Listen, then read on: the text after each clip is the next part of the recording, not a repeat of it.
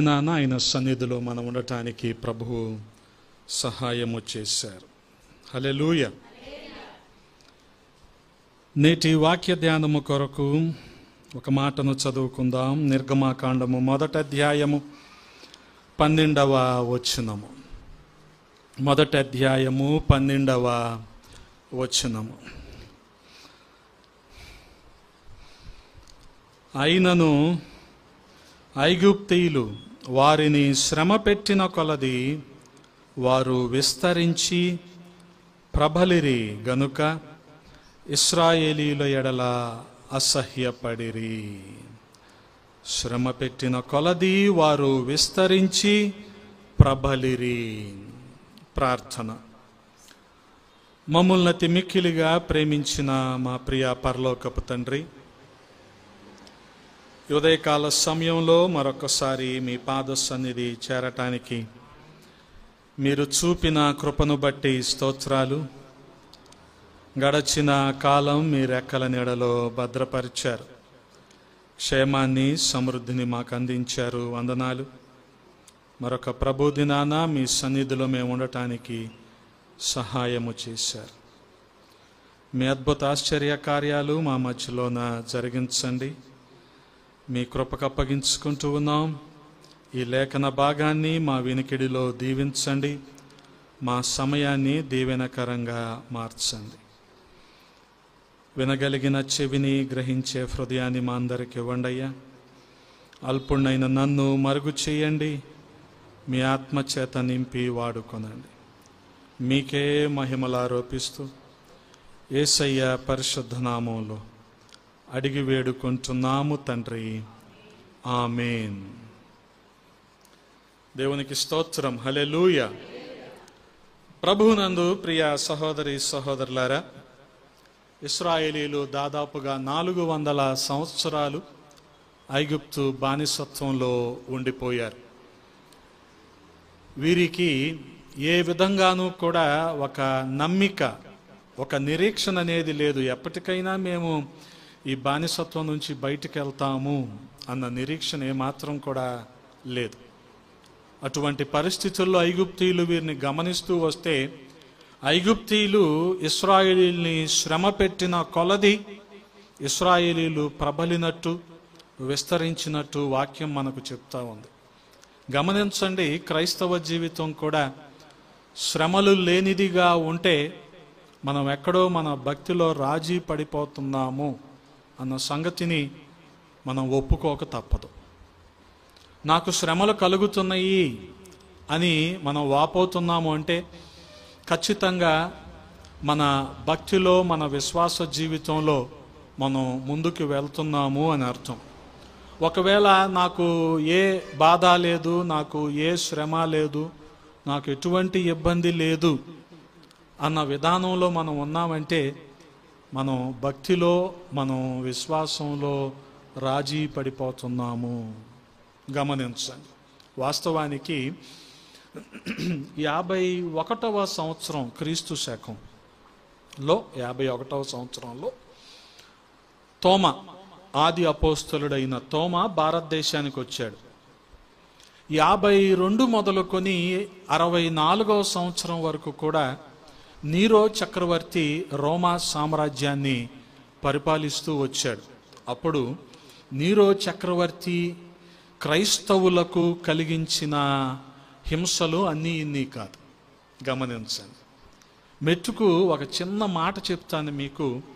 Nero చక్రవర్తి క్రైస్తవుల్ని హింసిస్తూ ఆనందపడేవాడు, క్రైస్తవుల్ని శ్రమ పెడుతూ ఆనందపడేవాడు. ఇదేం పైశాచిక ఆనందం అని మీరు అనుకోవచ్చు. క్రైస్తవులు, క్రీస్తుని వెంబడిస్తున్నవారు, వీరు యూదులైనప్పటికీ క్రీస్తుని వెంబడిస్తున్నారు అన్న కారణంతో నీరో చక్రవర్తి ఏం చేసేవాడంటే వీరిని చర్మంలో, జంతువుల చర్మంలో చుట్టేసి నూనెలో పెట్టి నిప్పంటించేవాడు. వీళ్ళు ఒక 2 రోజుల పాటు అలాగే తగలబడతా ఉండేవాడంట. వీరందరూ కూడా తగలబడుతూ ఉంటే ఈయన ఆనందిస్తూ ఉండేవాడు. గమనించండి, 64 వరకు క్రైస్తవుల పరిస్థితి వీరు తలదాచుకుంటూ హింసలు పొందుతూ అలాగే ఉన్నారు. 64 తర్వాత క్రైస్తవులు మామూలుగా కాదు, విపరీతంగా విస్తరించారు. హల్లెలూయా. గమనించండి, ఇక్కడ ఇశ్రాయేలీలు కలుగుతున్న అనుభవం ఏంటి? శ్రమ పడిన కొలది వీరు విస్తరించారు, శ్రమ పడిన కొలది వీరు ప్రబలారు. అంతేగాని మాకెందుకు ఈ భక్తి, మాకెందుకు ఈ విశ్వాసం అని వెనక్కు వెళ్ళిపోలేదు. అందుకే రేపొద్దున ప్రభు న్యాయపీఠం ఎదుట మనం నిలవబడినప్పుడు మన విశ్వాసాన్ని మనం కాపాడుకున్నామా లేదా అనేది మనం పరిశీలన చేసుకోవాలి. ఈ రోజున లోకం పోకడను బట్టి లౌక్యంగా మనం ఉండొచ్చేమో, ఏ ఎండకు ఆ గొడుగు పట్టచ్చేమో. వాస్తవానికి ఇవన్నీ కూడా లోక పోకడలే. ఖచ్చితంగా నువ్వు క్రీస్తుని వెంబడిస్తున్నావు అంటే దీనికి ఉన్న ఆమ్ల పరీక్ష ఏంటో తెలుసా? యాసిడ్ టెస్ట్ ఏంటో తెలుసా? లోకం నిన్ను ద్వేషిస్తుంది. ఇంతకు మించిన ఆమ్ల పరీక్ష ఏం లేదు క్రైస్తవ్యానికి. అది నిన్ను ఎవరూ ద్వేషించట్లేదు, నీతో అందరూ సౌఖ్యంగా లౌక్యంగానే ఉంటున్నారంటే నువ్వు భక్తిలో రాజీ పడిపోతున్నావు. నీ విశ్వాసంలో నువ్వు రాజీ పడిపోతున్నావు. గమనించండి, ఇక్కడ ఇశ్రాయేలీయులకు కలుగుతున్న శ్రమ, శ్రమ పెట్టిన కొలది. ఈ మాట చదువుతున్నప్పుడు చాలా విచిత్రం అనిపిస్తుంది. అలాగా శ్రమ పెట్టినప్పుడు ఎవరైనా ఏమనుకుంటారు? మాకెందుకు వచ్చింది ఇదంతా కదా, మేము ఇక్కడికి ఎందుకు రావాలి, వీరి కింద మేము ఎందుకు బానిసలుగా ఉండిపోవాలి అని రకరకాల ఆలోచనలతో ఉంటారు. కానీ ఇక్కడ మనం చూడగలిగితే ఆశ్చర్యం కలుగుద్ది. 9వ వచనంలో కూడా రాయబడి ఉంది కదా, గమనించండి. అతడు తన జనులతో ఇట్లా, నేను ఇదిగో ఇశ్రాయేలు సంతతి అయి ఈ జనము మనకంటే విస్తారముగాను బలిష్టముగాను ఉన్నది. ఎవరు ఆశ్చర్యపోతున్నారు? ఐగుప్తు రాజే ఆశ్చర్యపోతున్నాడు. వీరు మనకంటే విస్తారంగా ఉన్నారు, మనకంటే బలిష్టంగా ఉన్నారు. వీరి దగ్గర రథాలు లేవు, వీరి దగ్గర గుర్రాలు లేవు, వీరికి సైన్యం లేదు, కానీ వీరు మనకంటే బలంగా ఉన్నారు. అందుకని వీళ్ళని ఏం చేయాలి? ఉక్కు పాదంతో అణిచివేయాలి. అణిచివేయాలంటే వీరిని శ్రమ పెట్టాలి. అంటే గమనించండి, ఆ రోజున వీరు అవన్నీ కట్టడాలన్నీ కట్టడానికి కావలసిన ముడి సరుకు ఇవ్వకుండా వీళ్ళని ఏం చేయాలి? బాధ పెట్టాలి. ఒకటి ఇమ్మంటే ఏం చేయాలి? వీళ్ళకి ఇంకోటి ఏదో ఇవ్వాలి, అవసరమైంది ఇవ్వకూడదు. కానీ అవుట్పుట్ మాత్రం ఏంటి, ఇంకా పని అవ్వలేదు అనాలన్నమాట. ఆ రకంగా శ్రమ పెట్టిన కొలది వీరేం చేస్తున్నారు? గమనించండి 12వ వచనంలో, శ్రమ పెట్టిన కొలది వారు విస్తరించి ప్రబలిరి గనుక ఇశ్రాయేలీయుల ఎడల అసహ్యము కలిగింది ఐగుప్తీయులందరకు. ఏంటి వీళ్ళు? ఏంటి అసలు వీళ్ళు? ఒక రకంగా చెప్పాలంటే క్రైస్తవుని జీవితం కూడా శ్రమలతో కూడిన జీవితం. చెప్పాను కదా, నువ్వు క్రైస్తవుడైనందుకు ప్రజలు నిన్ను, వాస్తవంగా ప్రజలంటే లోకం నిన్ను ఏం చేస్తుంది? ద్వేషించేస్తుంది కదా. లోకం నీ మీద ఒక దేశద్రోహం అనే ముద్ర కూడా వేస్తుంది కదా. అంటే నిన్ను ఆ స్థాయిలో ద్వేషిస్తుంది. నిన్ను ఎంతగా ద్వేషిస్తుందంటే ఈ లోకం, నువ్వు క్రైస్తవుడైనందుకు నిన్ను నీ జీపులోనే పెట్టి నీ పిల్లలతో సహా నిన్ను తగలబెట్టేస్తుంది. అంతగా నిన్ను లోకం ద్వేషిస్తుంది. గమనించండి. ఒకవేళ నిన్ను లోకం ద్వేషించట్లేదు, అసలు ఇరుగు పొరుగు వారందరూ అబ్బో అందరూ మాతో బాగానే ఉంటున్నారు అంటే నువ్వు అసలు ఏమాత్రం కూడా పని చేయట్లేదని అర్థం. అసలు ఏమాత్రం కూడా భక్తిలో లేవని అర్థం.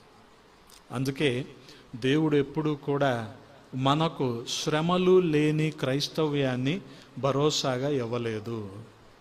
శ్రమలు క్రైస్తవ్యం, శ్రమలు క్రైస్తవ్యం రెండు ఒకదానితో ఒకటి కలిసి నడుస్తూనే ఉంటాయి. వీటన్నిటిలో దేవుని యొక్క గొప్ప ఆదరణ మనతో ఉంటుందన్న సంగతిని మనం మర్చిపోకూడదు. అందుకనే గమనించండి, శ్రమలలో దేవుడు మనకు సౌందర్యాన్ని ఇస్తాడు, ఆత్మీయమైన సౌందర్యాన్ని ఇస్తాడు. యోబు గ్రంథంలో మనం చూడగలిగితే, యోబు గ్రంథము చివరి అధ్యాయం, యోబు గ్రంథము చివరి అధ్యాయంలో 15వ వచనాన్ని 42:15 మనం చూడగలిగితే అక్కడ రాయబడి ఉన్న మాట, అతడు పెద్దదానికి ఎమీమానియు, రెండవ దానికి కెజియానియు, మూడవ దానికి కరెం హపకు అనియు పేర్లు పెట్టాడు. 15వ వచనంలో చదువుదామా? ఆ దేశమందంతటను యోబు కుమార్తెలంతా. ఎప్పుడు ఇవన్నీ శ్రమలు పొందిన తరువాత. అంటే శ్రమలు మనకేం కలిగిస్తున్నాయి? ఆత్మీయమైన సౌందర్యాన్ని కలిగిస్తున్నాయి. గమనించండి. అంటే ఇక్కడ ఏదో వీళ్ళు సౌందర్యవంతులు లేరు అంటే వీరేదో బ్యూటీ క్వీన్స్ అనుకోకండి. ఆత్మీయమైన సౌందర్యాన్ని వీళ్ళు కలిగి ఉన్నారు. వాస్తవానికి యోబు దగ్గరికి వచ్చి ఏం చెప్పారు? అయ్యా, మీ కుమారులు కుమార్తెలు అందరూ విందు చేసుకుంటే గొప్ప గాలి వచ్చి ఆ భవనాన్ని కొడితే ఆ భవనం కూలిపోయింది. కూలిపోయిన దాంట్లో మీ కుమారులు కుమార్తెలు అందరూ కూడా చనిపోయారు. యోబుకు కలిగిన శ్రమ కాదా ఇది? ఇంకెందుకు నేను ఇలాగా భక్తిగా జీవించాలి, ఇంకా ఎందుకు నేను ఇంత నీతిగా జీవించాలి అని యోబు ఖచ్చితంగా అనుకోవలసిన సందర్భం ఇది. కానీ యోబు ఆ రీతిగా అనుకున్నాడా? అనుకోలా. ఆఖరికి భార్య కూడా ఏమంటుంది? ఇంతగా శ్రమ పడుతున్నావు, నువ్వు దేవుణ్ణి దూషించి చనిపో అంట. అందుకనే గమనించగలిగితే ప్రియ సహోదరి సహోదరులారా, యోబుకు కలిగిన శ్రమలు యోబుని మరింత నీతివంతునిగా చేశాయి. యోబుకు కలిగిన శ్రమలు అతన్ని మరింత గొప్పవాడిగా చేశాయి, యథార్థవంతుడిగా చేశాయి. అంటే ఈ శ్రమల కొలిమిలో యోబు నికార్సైన బంగారం అని తేలిపోయింది. హల్లెలూయా. బంగారం యొక్క శ్రేష్టత ఎప్పుడు తెలుస్తుంది? దాన్ని కాల్చితేనేగా అది శ్రేష్టమైన బంగారమో కాదో తెలిసేది. ఇప్పుడు యోబు కూడా ఇటువంటి శ్రమల కొలిమిలో కాల్చబడ్డాడు కనుక ఇప్పుడు యోబు యథార్థవంతుడు, నీతిమంతుడు అని తేలిపోయింది. గమనించండి, శ్రమలు లేకుండా క్రైస్తవ్యము లేదు. శ్రమలలోనే సౌందర్యం కదా. నాటి నవాబులకైనా ఆ తర్వాత వచ్చిన దొరబాబులు ఉన్నారా, బ్రిటిష్ వాళ్ళు, వాళ్ళకైనా వాళ్ళ కోటు మీద ఏముంటే సౌందర్యం? గులాబీ ఉంటే సౌందర్యం. కానీ ఆ గులాబీ అంత సౌందర్యవంతంగా ఉండటానికి పోనీ కాడ చూస్తే ఎలాగుంటుంది? అన్నీ ముళ్ళే, అన్నీ ముళ్ళే. గమనించండి, క్రైస్తవ్యం కూడా అంత ఆకర్షణీయంగా కనపడుతుంది, కానీ లోపలన్నీ కూడా శ్రమలే. గులాబీకి అంత సౌందర్యం రావటానికి కారణం ఏంటంటే దానికి ఉన్న ముళ్ళు కదా. గడ్డి పువ్వును చూసామనుకోండి, మృదువుగా ఆ గడ్డి కూడా దానికి ఉన్న కాడ కూడా ఏదో స్మూత్గా అనిపిస్తుంది, కానీ అది ఒకరోజు మించి ఉంటుందా? అంటే శ్రమలు మనిషిని ఎలా చేస్తే దేవుని దృష్టిలో సౌందర్యవంతులుగా చేస్తాయి. హల్లెలూయా. శ్రమలలో సౌందర్యం. ఇవి ఏం చేస్తాయి? Tribulations will make a believer tough. Tough tough అంటే మీకు తెలుసుగా, అంటారుగా, రఫ్ అండ్ టఫ్ అంటారు కదా. చెక్కు చెదరో. విశ్వాసి కూడా శ్రమల గుండా వెళ్ళినప్పుడు పౌలు భక్తునిలాగా నా విశ్వాసాన్ని నేను కాపాడుకున్నానని చెప్పగలిగినప్పుడు ఏమవుతారు? మనుషులు టఫ్, దృఢంగా తయారవుతారు, చెక్కు చెదరకుండా ఉంటారు. వాస్తవానికి తల్లిదండ్రులు వారి పిల్లలని దేవుని భయములో పెంచకపోతే వాళ్ళ సాక్ష్యాన్ని పోగొట్టుకుంటారు. ఏది పిల్లల సాక్ష్యం కాదు, తల్లిదండ్రులు పోగొట్టుకుంటారు. ఇదేంటండి, వాళ్ళు సరిగ్గా నడవకపోతే మా సాక్ష్యం అలా, నీ సాక్ష్యమే పోద్ది. ఎలాగో చెప్పనా, నువ్వు వాళ్ళని సరైన భక్తిలో పెంచకపోతే, దేవుని భయంలో నడిపించకపోతే, ఒకానొక రోజున వారు తిరుగుబాటుదారులుగా, అవిధేయులుగా మిగిలిపోతే నీకేమనిపిస్తుందో తెలుసా? వాళ్ళు తిరుగుబాటు చేస్తున్నారని నువ్వు చెప్పవు, వాళ్ళు మంచోళ్ళనే చెప్తావు. అలా చెప్పి చెప్పి చెప్పి వాళ్ళని సమర్థించి ఆఖరికి నువ్వు విశ్వాసంలోంచి బయటికి వెళ్ళిపోతావు. ఇంకేం చెప్తావు? నా విశ్వాసాన్ని నేను కాపాడుకున్నానని కదా. మళ్ళీ చదివేది బైబిలే, రోజుకు 3 అధ్యాయాలు, ఆదివారం ఎక్కువ టైము 5 అధ్యాయాలు. కానీ విశ్వాసం కదా, ఎక్కడ బయటపడతాయి ఇవన్నీ? ఒక పెళ్లి చేసేటప్పుడు బయటపడతాయి ఇవన్నీ. నీ విశ్వాసాన్ని నువ్వు కాపాడుకున్నావా లేదా? ఏం చెప్తాం పిల్లల గురించి? వాడు డ్రైవరే, గుడివాడ టు భద్రాచలమో లేదో ఏదో నడుపుతాడు, కత్తి లాంటి డ్రైవరు, సూపర్ అని చెప్తాం. ఓరి దేవుడా, ఇన్ని అబద్ధాలు ఆడాలి. ఇక నీ సాక్ష్యం కాపాడుకున్నట్టేనా? పెళ్లి చేసేటప్పుడు దేవుడిచ్చిన బాధ్యత అండి. ఈ బాధ్యత నీకు భారం కాకూడదు. ఎందుకు భారం అయిపోయింది? నువ్వు అబద్ధాలు ఆడేంత భారం ఎందుకు అయిపోయింది? నువ్వు భయంలో పెంచలా వీళ్ళని, నువ్వు భయంలో పెంచలా. వాళ్ళని సమర్థించి వాళ్ళు చేసిందంతా నువ్వు సహకరించి ఆఖరికాలను ఎలా తయారు చేసావు? దేవునికి వ్యతిరేకులుగానే తయారు చేసావు కదా. అందుకనే సమూయేలు తన పేరు ఎక్కడ పోగొట్టుకున్నాడో తెలుసా? తన కుమారుల వల్ల సమూయేలు పేరు పోగొట్టుకున్నాడు. సమూయేలు లాంటి న్యాయాధిపతి, సమూయేలు లాంటి యాజకుడు. మొదటి సమూయేలు గ్రంథం 8వ అధ్యాయంలో ఉంటుంది అమ్మగారు.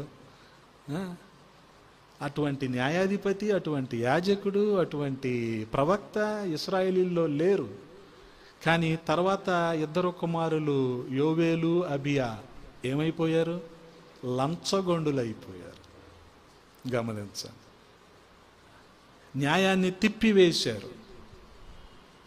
అందుకే ఇప్పుడు యోబు కుమార్తెలు అంత ఆత్మీయ సౌందర్యంతో ఉన్నారు అంటే యోబుకున్న భక్తినే వీరు కూడా కలిగి ఉన్నారు. యోబుకున్న శ్రమలే వీరికి కూడా ఉన్నాయి. అందుకనే శ్రమ పడుతున్నప్పుడల్లా, శ్రమలు కలిగినప్పుడల్లా, కష్ట నష్టాల గుండా వెళ్ళినప్పుడల్లా ఇది ఒక ఆత్మీయ పరీక్ష అనుకోవటమే తప్ప దేవుడు నన్ను శోధిస్తున్నాడు అనకూడదు. ఎందుకనంటే చెప్పాను కదా, ఇవి విశ్వాసిని ఎలాగ మారుస్తాయి? బలంగా, దృఢంగా తయారు చేస్తాయి. హల్లెలూయా. అందుకే ఇశ్రాయేలీయులు శ్రమ పడిన కొలది ఏమయ్యారు? విస్తరించారు. ఎంత గొప్ప మాట అండి. వాళ్ళు అణిచివేద్దాం అనుకున్నారు ఐగుప్తీయులు, కానీ వీరు విస్తరించారు. ఓ చిన్న మాట మీకు బాధ కలిగినా సరే,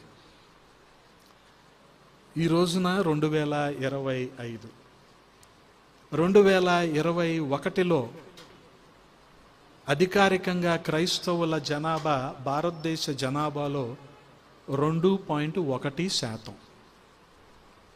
2.1%. 20 ఏళ్ల తర్వాత, 24 ఏళ్ల తర్వాత ఈరోజు అధికారిక జనాభా 1.5%. ఎందుకు విస్తరించట్లేదు? రాజీ పడిపోతున్నాం మనం. భక్తిలో రాజీ పడిపోతున్నాం, కాంప్రమైజ్ అయిపోతున్నాం కదా. అది శ్రమలు కలుగుతున్నాయి క్రైస్తవులకి అని జాలి పొందుకుంటున్నామే కానీ, సింపతి కోసం మమ్మల్ని హింసిస్తున్నారు, మాకు హక్కులు లేవా అంటున్నామే కానీ, ధైర్యంగా ఎదురు నిలబడి విస్తరించింది ఎప్పుడు మనం? ఆ రోజున 2.1 ఉన్నది, కనీసం ఈ రోజున 3 దాటో 4 వరకు వెళ్తే అప్పుడు విస్తరించినట్టు కదా. ఎందుకు ఇంకా తగ్గిపోయింది అధికారికంగా క్రైస్తవుల జనాభా? జనాలకి ఈ రోజున శ్రమలు నచ్చవు, హెచ్చరికలు నచ్చవు, దిద్దుబాటు నచ్చదు కదా. అందుకే ఎక్కడ ఆశీర్వాదం అన్న మాట వినపడుద్దో అక్కడికి వెళ్ళిపోతారు. ఆశీర్వాదం అన్న మాట ఎక్కడ వినపడుద్దో అక్కడికి వెళ్ళిపోతారు. తండాల్లో పరిచర్య ప్రారంభించి 8 సంవత్సరాలు. ఇప్పటికీ పట్టుకుమని 25 మంది ఎందుకు లేరంటే అబద్ధాలు ఆడను నేను.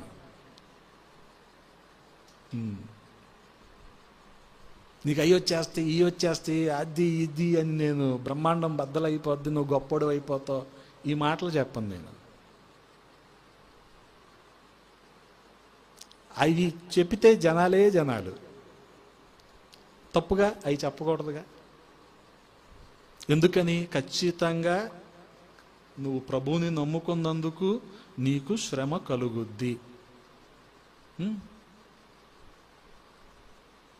దేవుడు మనిషిని దృఢంగా మారుస్తాడు ఈ శ్రమల్లో. యోబును అలాగే మార్చాడు. అందుకనే ఈ శ్రమల వలన ఏమొస్తుంది మనకి? సౌందర్యం. కీర్తనాకారుడు కూడా అంటాడు 119వ కీర్తన 71వ చరణంలో, 119వ కీర్తన 71వ చరణంలో అంటున్నాడు కదా, నేను నీ కట్టడలను నేర్చుకొనున్నట్లు శ్రమ నొందియుండుట నాకు. శ్రమలు మన మేలు కోసమే. హల్లెలూయా. శ్రమలు మన ఆత్మీయ సౌందర్యం కోసమే, శ్రమలు మన మేలు కోసమే. గమనించండి, చాలా సందర్భాల్లో అసలు ఇవేమీ ఉండకూడదు. బోధించే బోధకులు కూడా అలాగే చెప్తారు. మీరు ప్రభువుని నమ్ముకుంటే అప్పులు ఉండవు, నొప్పులు ఉండవు, తెప్పలు ఉండవు, ఇలాగే చెప్తారు. కానీ వాస్తవానికి అవి ఉంటే ఏమవుద్ది? ప్రభు సహాయం చేస్తాడు, ఆయన ఆదరణ మనతో ఉంటుందని ఎవరో చెప్పరు. ఇటువంటి బోధల కారణంగా శ్రమ పొందుకోవటం మేలు అన్న సంగతిని మనం పక్కన పెట్టేశాం. కానీ దావీదు మహారాజు ఏమంటున్నాడు? శ్రమ నొందియుండుట నాకు మేలాయను. గమనించండి, శ్రమ కలిగిన తరువాత, శ్రమ కలుగక మునుపు దావీదు యొక్క అంతరంగం ఏ రీతిగా ఉంది? 67వ చరణంలో మనం చూడగలిగితే, ఒకసారి చదువుతారక్క. 67వ చరణంలో ఏమంటున్నాడు? శ్రమ కలుగక మునుపు నేను త్రోవ విడిచితిని, ఇప్పుడు నీ వాక్యాన్ని అనుసరించి నేను నడుచుకుంటున్నాను. కాబట్టి శ్రమ పొంది యుండుట నాకు మేలాయను. హల్లెలూయా. గమనించండి, చాలా సందర్భాల్లో చిన్నపిల్లలకి మనం కొన్ని నేర్పుతూ ఉంటాం కదా. అవి మేనర్స్ అనుకోండి, లేకపోతే అలవాటు అనుకోండి, నేర్పుతూ ఉంటాం కదా. సాధారణంగా ఈ 1.5-2 సంవత్సరాలు ఆ వయసు ఉన్న పిల్లలు చెప్పులు వేసుకోమంటే కుడి కాలుది ఎడం కాలుకి, ఎడం కాలుది కుడి కాలుకి వేస్తారు. అప్పుడు మనం ఏం చేస్తాం? అది మారుస్తాం అనకండి, డెప్ప మీద ఒకటి ఇస్తాం. ఎందుకని? మన హైట్ కాడు అక్కడే అందుతాడు, ఆడి తలే అందుద్ది. అందుకని ఒకటి ఇస్తే ఓకే, రిజిస్టర్ అయిపోయింది ఇప్పుడు ఆడికి. అప్పుడు సరి చేసుకుంటాడు. లేదా లెఫ్ట్కే రైట్ది. దావీదు కూడా ఇప్పుడు అదే అనుభవంలోకి వచ్చాడు. శ్రమ పొందక ముందు ఎలాగున్నాడు? 67వ చరణంలో చెప్తున్నాడు. శ్రమ పొందాక ఏమంటున్నాడు? శ్రమ పొంది ఉండుట నాకు మేలాయను. మమ్మీ నన్ను కొట్టింది అనుకుంటే ఆడికి జీవితంలో చెప్పులు వేసుకోవటం రాదు. రేపొద్దున ఆడు రాష్ట్రపతి అవ్వాలి. ఎందుకని? రాష్ట్రపతి చెప్పులు వేసుకోదు, వేస్తారు. వేయటానికి 67,000 రూపాయల జీతగాళ్ళు ఉంటారు.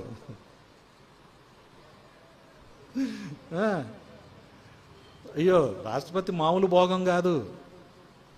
రాష్ట్రపతికి జీతమే 2.5 లక్షలు, కానీ ఈ పైన ఉండే భోగం చాలా ఉంటుంది. ఆ రోజుల్లో కనుక దానియేలు దగ్గర మనం చదువుతాం కదా, రాజుగారు తినే ముందు ఇంకోటి తింటాడని టెస్ట్ చేసి ఈడు బతికితే రాజు తింటాడు. అలాగే రాష్ట్రపతికి కూడా అంతే, మామూలు భోగం కాదు. ఒకవేళ అబ్దుల్ కలాం అయితే, ఏమో లేడీ కాబట్టి నాకు తెలియదు, కానీ అబ్దుల్ కలాం లాంటి వాళ్ళు అయితే, ప్రణబ్ ముఖర్జీ లాంటి వాళ్ళు అయితే ఆ బంద్ గల్లా సూట్ కూడా వేయటానికి ఒక ఉద్యోగస్తుడు ఉంటాడు. వాళ్ళు వేసుకోకూడదు, వాళ్ళు వేయాలి.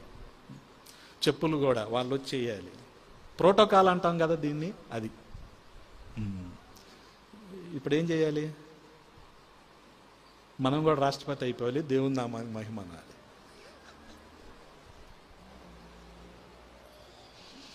ఎప్పుడవుతారు రాష్ట్రపతి?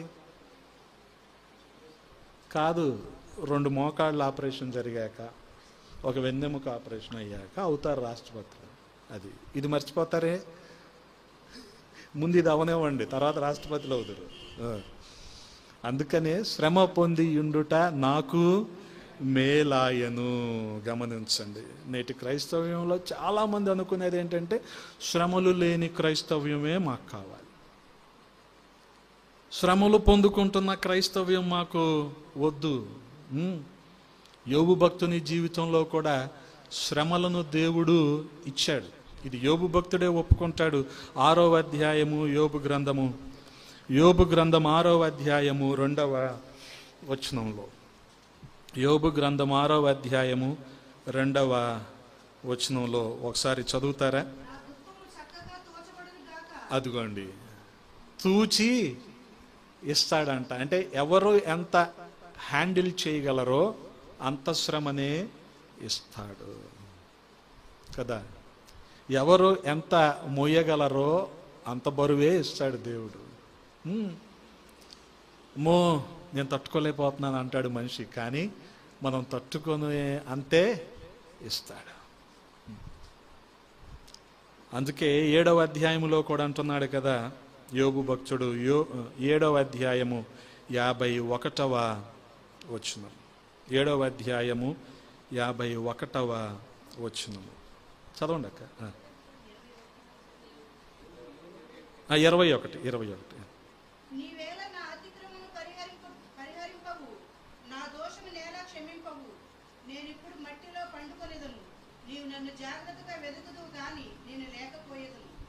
గమనించండి, అటువంటి పరిస్థితి వచ్చినప్పటికీ దేవుని ప్రమేయము లేకుండా ఏది కూడా మన జీవితంలో జరగదు అన్న సంగతిని మనం మర్చిపోకూడదు. వాస్తవానికి క్రైస్తవునికి శ్రమలే పరిశ్రమ. పరిశ్రమలోంచి ఏమొస్తాయి? వస్తువులు వస్తాయి.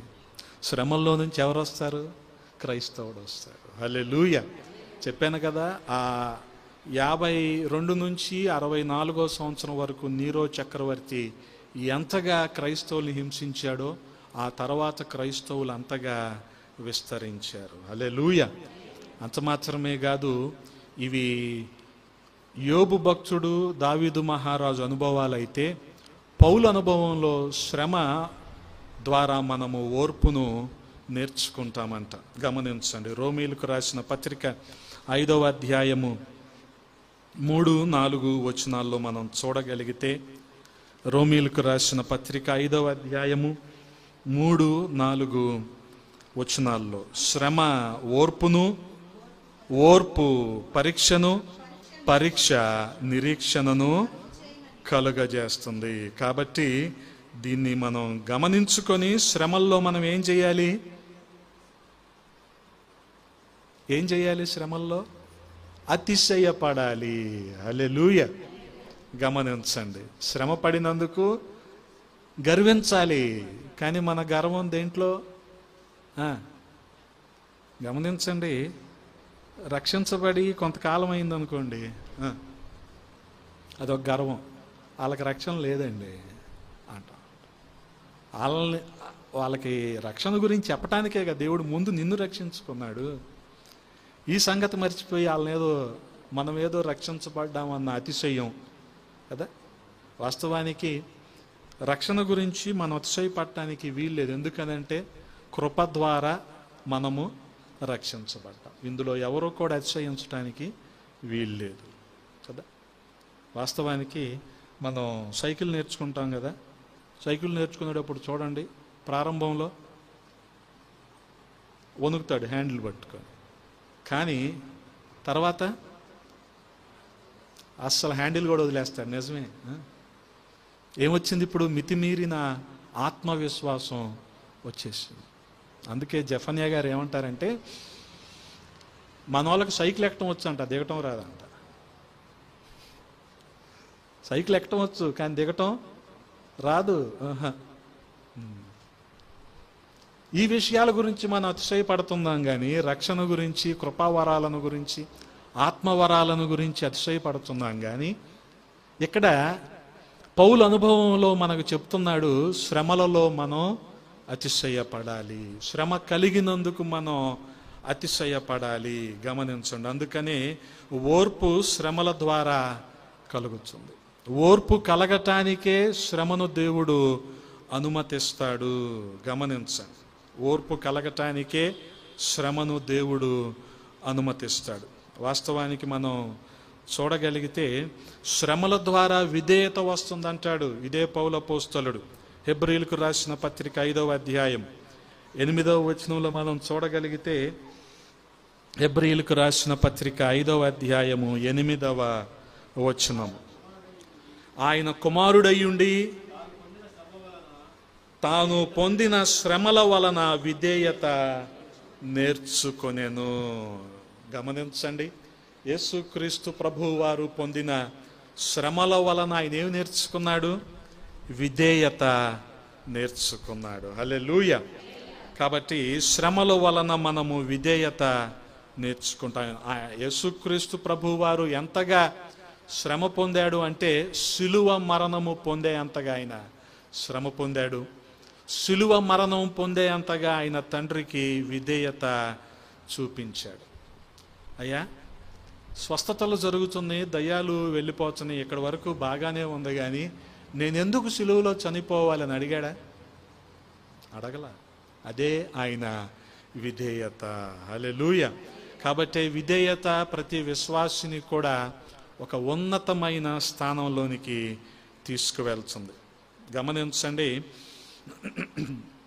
అన్నీ బాగానే ఉన్నాయి పంజాబ్ రాష్ట్రంలో, కానీ సాధు సుందర్ సింగ్ గారు టిబెట్ వెళ్ళాలని ఆశపడ్డాడు. టిబెట్లో వారికి సువార్త ప్రకటించాలని ఆశపడ్డాడు. శ్రమలు వస్తాయని తెలుసు, ఇవన్నీ భరించాలని తెలుసు. ఆఖరికి సాధు సుందర్ సింగ్ టిబెట్లోకి వెళ్తే ఆయన సువార్త ప్రకటించకూడదు అని ఏం చేశారో తెలుసుగా మీకు? ఏం చేశారు? జడల బర్రె అంటారు, తెలుసా? జడల బర్రె. దాని చర్మంలో సాధు సుందర్ సింగ్ని చుట్టేశారు. అంటే అది ఆ చలి పెరిగే కొద్దీ దాని చర్మం కూడా కుంచుకుపోద్ది, ఈయన కూడా అలాగే ఊపిరాడక ఎముకలు ఇరిగిపోయి చనిపోతాడు అని.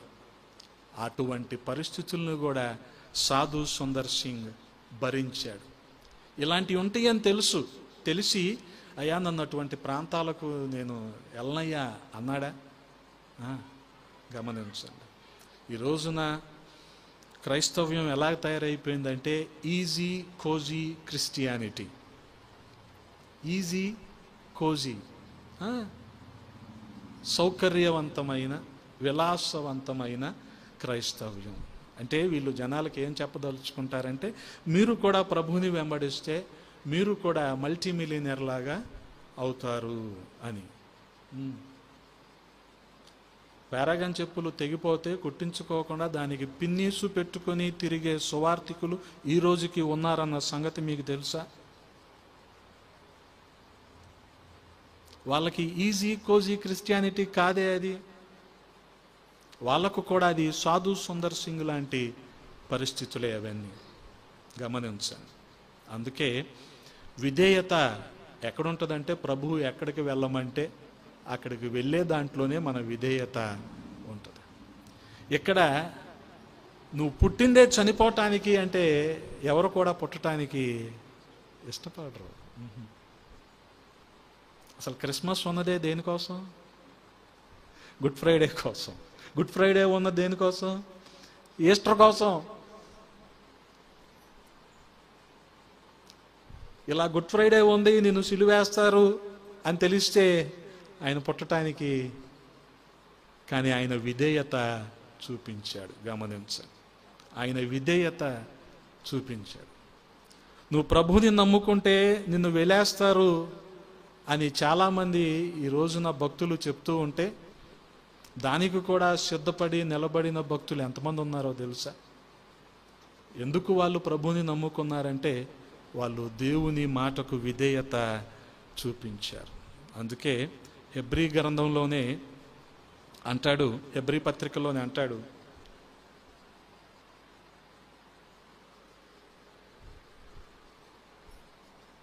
పౌలపోస్తలుడు శ్రమల ద్వారానే మనకి కుమారత్వం వస్తుంది అంటాడు. గమనించండి, 12వ అధ్యాయం 8వ వచనంలో మనం చూడగలిగితే, కుమారులైన వారంతా శిక్షలో పాలు పొందుతారు, మీరు దుర్బీజులే గాని కుమారులు కారు. ఎంత గంభీరమైన మాట ఇది. ఒకవేళ మనం శ్రమలు పొందకపోతే మనం ఎవరం అంట? దుర్బీజులమే, కుమారులం కాదు. కుమారత్వం ఎక్కడుంది అంటే శ్రమలు పొందటంలోనే ఉంది. గమనించండి, ఆయన శ్రమలు పొందుకున్నాడు, మనం కూడా శ్రమల గుండా వెళ్ళవలసిందే. ఈ విషయాన్ని మనం మర్చిపోకూడదు కదా. మన అవసరతలు ఉంటాయి, ప్రభువుని అడుగుతాం, పొందుకుంటాం, తప్పేం కాదు. కానీ క్రైస్తవ్యంలో శ్రమలు ఉంటాయి. ఇక రాబోయే సంవత్సరాల్లో మరింతగా ఉంటాయి. మిమ్మల్ని భయపెట్టడానికి చెప్పటం కాదు, రాబోయే సంవత్సరాల్లో మరింతగా ఉంటాయి. మనం ఊహించని రీతిలో ఉంటాయి. అటువంటి పరిస్థితుల్లో కూడా మనము విశ్వాసాన్ని వదిలిపెట్టుకోకూడదు కదా. వాస్తవానికి పౌలపోస్తలునికి కూడా శ్రమలు కలిగాయి. మనకి శ్రమ కలిగితే మనం ఏమనుకుంటాం? ఇది మన విశ్వాసానికి కలుగుతున్న పరీక్ష అనుకుంటాం. కానీ మన తోటి సహోదరులకు శ్రమ కలిగితే మనం ఏమనుకుంటాం? వాళ్ళు ఏం చేశారు అందుకని అలాగయింది అంటామా అనమా? ఖచ్చితంగా అంటాం కదా. పౌలపోస్తలుడు కూడా ఓడబద్దలైపోయి అందరూ కూడా అలా చలిలో ఉంటే పొలలంతా ఏరి ఒక మోపు కట్టి ఒక నిప్పు రాజేద్దాం, ఇక్కడ చలిమంటేద్దాం అనుకున్నాడు. కానీ ఆ పొలంలో నుంచి ఏమొచ్చింది? పాము వచ్చి ఆయన చేతిని పట్టుకుంటే అందరూ అన్నమాట ఇదే కదా, ఈయన ఎటువంటి పాపేవు, అందుకనే ఇతను ఏం గరిచింది? పాము గరిచి. మనకు శ్రమలు వస్తే మనం ఏమంటాం? మన విశ్వాసానికి పరీక్ష అంటాం. కానీ ఎదుటోడికి శ్రమ వస్తే ఏం చేశాడు? అందుకే ఇలాగయింది కదా. కానీ శ్రమలు ప్రతి విశ్వాసి కూడా అనుభవించాల్సిందే. దాన్ని బట్టే కుమారత్వం ఉంటుంది. లేకపోతే ఎవరం అంటాం మనం? దుర్బీజులం. దుర్బీజులు అంటే ఏంటి మన భాషలో? అక్రమ సంతానం. అది దుర్బీజులు అంటే అక్రమ సంతానం కదా. మనం దేవునికి అక్రమ సంతానం కాదు కదా, దేవుని సంతానమే మనం.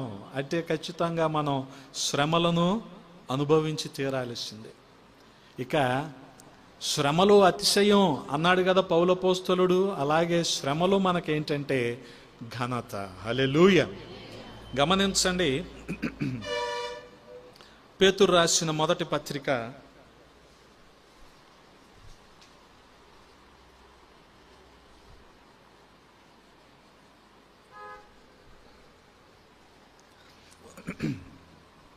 1వ అధ్యాయము 7వ వచనాన్ని ఒకసారి చదువుతారా? చదవండి అక్క.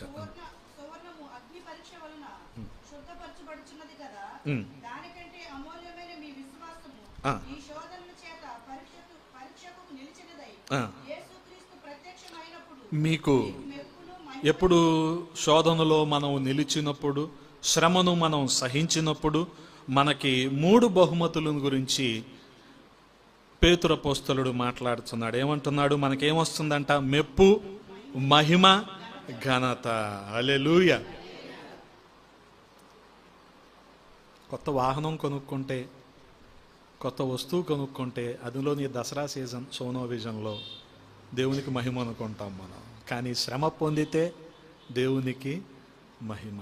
ఏంటిది ఎంత విభిన్నంగా ఉంది అనుకోకండి. ఇదే బోధ, ఇదే బైబిల్ బోధ. అపవాది మనల్ని వేరు బోధలోకి తీసుకెళ్ళిపోయాడు. డాంబికంగా అట్టహాసంగా కనపడితే దేవునికి మహిమ అనే పరిస్థితుల్లోనికి తీసుకెళ్ళిపోయాడు. డేవిడ్ రాజు గారు మీకు తెలుసు అనుకుంటా, యేసన్న గారి సమకాలికులు. యేసన్న గారు డేవిడ్ రాజు గారు కలిపి హోసన్నాను ప్రారంభించారు. చాలా బలహీనంగా ఉంటాడు, చాలా బలహీనంగా ఉంటాడు డేవిడ్ రాజు గారు. ఇద్దరు పట్టుకొని నడిపించి, ఇద్దరు మోసుకొచ్చి స్టేజ్ దగ్గర కూర్చోబెడితే వస్తాడు. డిహైడ్రేట్ అయిపోతాడు. డయాబెటిక్స్ ఎక్కువ ఉంది ఆయనకి, హై లెవెల్స్ ఆఫ్ షుగర్. కానీ మాట్లాడితే 2.5 గంటలు 3 గంటలు మాట్లాడతాడు. ఎక్కడి నుంచి వస్తుందో బలం నాకు అర్థం కాల. తర్వాత వాళ్ళ పిల్లల్ని కూడా అడిగా నేను, జబాని, జోయల్ని అడిగా. ఇకంతే దేవుడు అలా వాడుకున్నాడంతే. కనపడటానికి అంత బలహీనంగా ఉంటాడు ఆయన. ఇద్దరు నడిపించాలి పట్టుకొని, కానీ మాట్లాడితే 2.5 గంటలు, కనీసం 2 గంటలు మాట్లాడతాడు ఆయన. ఈ 2 గంటల్లో అరగంటకు ఒక షుగర్లెస్ కాఫీ తాగుతాడు ఇక్కడే. మరి ఎంత బలహీనతలో సేవ చేయటం ఏంటిది ఏ మనిషికైనా ఎలా సాధ్యపడుద్ది? అన్నీ బాగుంటేనే మనం చేయలేకపోతున్నాం కదా. గమనించండి. అందుకే వీటన్నిటి గుండా మనం వెళ్ళి, వీటన్నిటినీ మనం సహించి, అప్పుడే దేవుడు మనకి మహిమ, దేవుడు మనకి మెప్పు, దేవుడు మనకి ఘనత ఇస్తాడు. హల్లెలూయా. గమనించండి. అందుకని మన ప్రార్థన ఏమై ఉండాలంటే, ప్రభువు మనల్ని వాడుకోవాలి. ఎప్పుడు? మనం వాడిపోకముందే ఆయన మనల్ని వాడుకోవాలి. అదే మన ప్రార్థన. గమనించండి. అంత బలవంత పోయాక, శక్తిహీనులైపోయాక కాదు. గమనించండి. అందుకని యుక్త కాలంలో, యవన వయసులోనే ప్రభువుని నమ్ముకోవాలి, భక్తిలో కొనసాగాలి, దేవుని భయములో పెరగాలి. అనుగుణంగా దేవుడు ఒక గొప్ప భారాన్ని, బాధ్యతను మన మీద ఉంచుతాడు. గమనించండి. దాన్ని బట్టే ఆయన మనకు ఘనతను, మెప్పును, 3 బహుమతులు. ఏంటది? మెప్పు, మహిమ, ఘనత. హల్లెలూయా, హల్లెలూయా. ఆ రీతిగా మనము చూడగలిగితే స్టెఫను జీవితంలో ఇవన్నీ కూడా స్టెఫను అనుభవించాడు కదండి. దేవుడు ఒక్కొక్కరికి ఒక్కొక్క ఆయుష్ ఇస్తాడు. చార్లీ కిర్క్ ఒక 30 సంవత్సరాలు ఇచ్చాడు. ప్రకాష్ గారికి ఒక 50 ఏళ్ళు ఇచ్చాడు. ప్రవీణ్ గారికి ఒక 45 ఏళ్ళు ఇచ్చాడు. వారిని వాడుకునే సమయంలో దేవుడు వాడుకుంటాడు. ఇంకా 80 వచ్చి కూడా ఇంకా నువ్వేమీ చేయట్లేదంటే, నువ్వేమైనా చేస్తావేమోనని దేవుడు ఎదురు చూస్తున్నాడు. త్వరగా చేస్తే త్వరగా నిన్ను కూడా తీసుకెళ్తాడు. నువ్వేమనుకుంటావంటే, నేను ఇంకా మనవల్ని చూడాలి, పెళ్ళిళ్ళు చూడాలి, అవి చేయాలి అంటావు నువ్వు. ఇక దేవుని కోసం వాడబడింది ఎక్కడ? దేవుడి పేరు చెప్పుకొని నువ్వు బాగుపడ్డావే కానీ, దేవుని కోసం నువ్వు అరిగిపోయింది, నలిగిపోయింది, కరిగిపోయింది, తరిగిపోయింది ఎప్పుడు అసలు? స్టెఫెను అపోస్తుల కార్యములు 7వ అధ్యాయములో యుక్త కాలంలో దేవుని కొరకు హతసాక్షిగా మారిపోయాడు. 7:55 మనం చూడగలిగితే, ఒకసారి చదువుతారక్క. 7:55 అపోస్తుల కార్యములు. ఆకాశము తెరవబడుటయు, మనుష్య కుమారుడు నిలిచియుండుటయు. గమనించండి.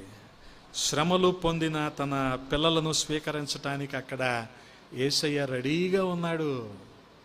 దేవుడు కుడిపార్శ్వాన ఆయన కూర్చున్నాడు. ఆకాశం తెరవబడుట చూశాడు స్టెఫెను. చనిపోయే ముందు ఎంతకంటే ఏం కావాలి ఏ భక్తునికైనా సరే? ఆకాశం తెరవబడుట, దేవుని కుడిపార్శ్వన యేసుక్రీస్తు ప్రభువు వారు కూర్చోవటం, దేవుని మహిమను చూశాడు. గమనించండి, ఇహలోకంలో స్టెఫెను కళ్ళు ముయ్యబడ్డాయేమో కానీ అవి ఎక్కడ తెరుచుకున్నాయి? పరలోకంలో తెరుచుకున్నాయి. హల్లెలూయా, హల్లెలూయా. గమనించండి, ఆ రీతిగా మెప్పు, మహిమ, ఘనత దేవుడు శ్రమ పొందిన వారికి ఇస్తున్నాడు. మన విలాసవంతమైన జీవితము దేవునికి మహిమ ఎప్పటికీ కాదు. మనం రక్షించబడితే దేవునికి మహిమ, మనం ప్రభువుని ప్రకటిస్తే దేవునికి మహిమ. అంతేగాని మనం ఏదో డాంబికంగా అట్టహాసంగా బతికేసి దేవునికి మహిమ అనకూడదు. కాదు, కాదు. అందుకే శ్రమలు విశ్వాసులో ఆత్మీయ సౌందర్యాన్ని కలిగిస్తాయి. శ్రమ పొందుకోవటం మేలు. శ్రమల్లో మనం అతిశయించాలి.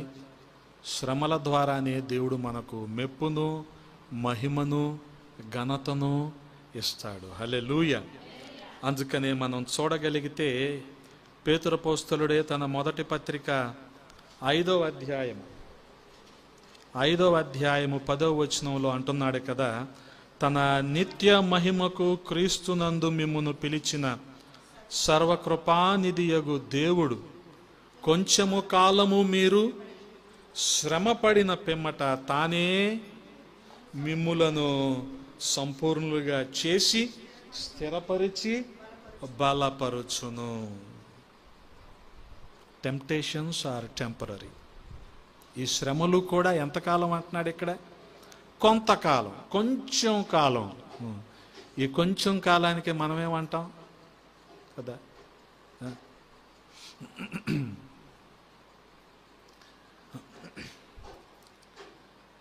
ఈ స్టవ్ మీద మంట వెలుగుద్ది కదా,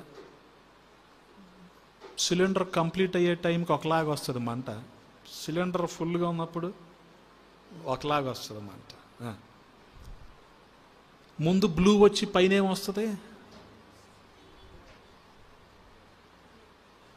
కింద బర్నర్ చుట్టూ ముందేమొస్తుంది? బ్లూ కలర్ ఫ్లేమ్ వస్తుంది కదా, పైన ఏమొస్తుంది? జి రాజారావు గారు కూడా చిన్నప్పుడు చాలా అల్లరచిల్లరగా తిరిగేవాడంట, చదువు లేదు. కానీ 66 పుస్తకాల మీద వ్యాఖ్యానం రాశాడు. రాజాజీ అంటారు, జి రాజారావు ఆయన పేరు, రాజాజీ అంటారు. ప్రతి దాని మీద వ్యాఖ్యానం రాశాడు, చదువు లేదు ఆయనకి. ఒకరోజు ఇలాగే ఒక శవం తగలబడుతుంటే మంట అలాగే వస్తుందంట. ఎలాగొస్తుంది? కింద బ్లూగా పైన రెడ్గా వస్తుంటే మనం స్టవ్ మీద ఇలా పెడితేనే తట్టుకోలేం కదా. నరకంలో మనిషి పడిపోతే ఆ నిత్య నరకాగ్నికి మనిషి తట్టుకోగలడా? అప్పుడు రక్షించబడ్డాడంట. అప్పుడు అతని వయసు 13 సంవత్సరాలు. గమనించండి, మనం ఈ కొంచెం శ్రమకే మనం తట్టుకోలేక మాకు దేవుడు వద్దు, దేవుడు మాకు ఏం మేలు చేశాడనే మాటలు మాట్లాడేవాళ్ళు దేవుణ్ణి విడిచిపెట్టి లోకంలో కలిసిపోయి రేపొద్దున వాళ్ళు నరకంలోకి వెళ్ళిపోతే, వాళ్ళు ఇటువంటి ఆరని అగ్నిలో ఉంటే వాళ్ళ పరిస్థితి ఏంటి కదా. అందుకే గమనించండి, ప్రతి విశ్వాసి కూడా శ్రమల కోసం సిద్ధపడాలి. అందుకే పేతురు అపోస్తలుడు ఏమంటున్నాడు? సర్వకృపానిధియగు దేవుడు కొంచెము కాలము మీరు శ్రమపడిన పిమ్మట తానే మిమ్ములను సంపూర్ణులుగా చేసి స్థిరపరిచి బలపరచును. ఎంత గొప్ప మాట అండి. కొంచెం కాలమే ఈ శ్రమలు, దీనికే మనం ఏమంటాం? తట్టుకోలేకపోతున్నాం అంటాం కదా. ఆ బర్నర్ మీద ఇలాగే మనం చేయబెట్టలేము. రేపొద్దున ఈ లోకాశ్యంలో ఉండిపోయి ప్రభువుని నమ్ముకోకుండా నిత్య నరకాగ్నిలోకి వెళ్ళిపోతే దానికి తట్టుకోగలమా? ఆలోచించుకోండి. కాబట్టి అటువంటి సర్వకృపానిధియగు దేవుడు మన ప్రతి అవసరతను తీర్చి శ్రమలలో మనకు తోడుగా ఉండి ఆదరణగా ఉండి మనల్ని సంపూర్ణులుగా చేయునుగాక, స్థిరపరచునుగాక, బలపరచునుగాక. తలలు వంచండి, ప్రార్థన చేసుకుందాం. పరిశుద్ధుడా, ప్రేమ కలిగిన తండ్రి, ఈ ఉదయకాల సమయంలో కొద్ది మాటలు ధ్యానించటానికి కృపనిచ్చారు. స్తోత్రాలు. శ్రమలలో కూడా మేము అతిశయించే వారముగా, శ్రమ పొందుట మాకు మేలని మేము భావించే వారముగా, మరి ముఖ్యంగా మా విశ్వాసాన్ని మేము కాపాడుకునే వారముగా ఉండటానికి సహాయము చేయండి. విన్న ఈ మాటలు మా హృదయంలో భద్రపరచండి, ఫలింపులోనికి తీసుకొని రండి. దైవజనులు రబ్బుని గారు చేసిన పరిచర్యను మీరు దీవించండి.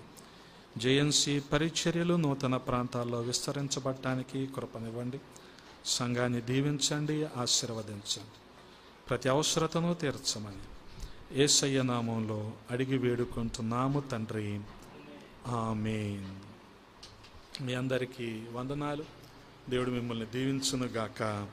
ఆమేన్. వాక్యం అందించిన జాయే గారికి సంఘం తరపున, కుటుంబం తరపున ప్రేమపూర్వక